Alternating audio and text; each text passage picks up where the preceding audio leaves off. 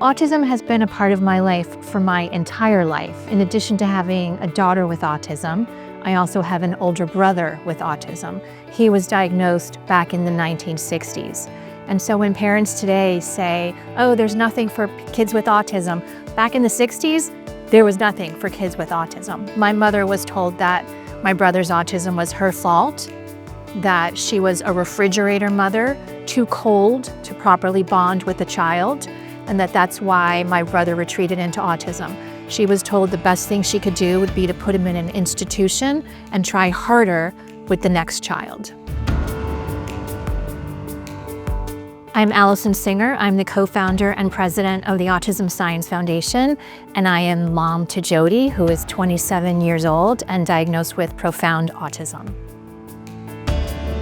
So I think, like all parents of kids with autism, I was dragged into the autism advocacy community kicking and screaming. I mean, this was not the life I expected to have. I had been trained as a journalist. I'd been working at NBC News for years until my daughter was diagnosed. And about, I'd say when she was around 6 years old, I decided it was time to move professionally into autism advocacy and take it on in a professional capacity. You know, when you have a child who's diagnosed with autism, you can go one of two ways. You can either become depressed or you can become an advocate. And I think for many of us, we have taken that initial grief of knowing that we're going to have this child who's going to have so many challenges and have so many struggles in their life, and tried to channel that grief into positivity, focusing on their strengths and what they can do and where they can be successful.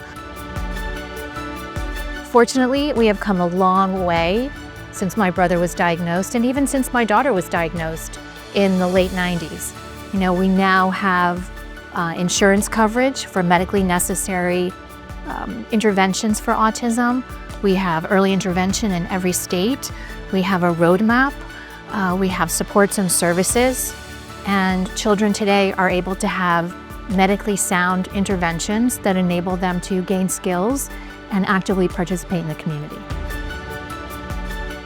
I think the day that your child is diagnosed is the hardest day, and that it gets better from there.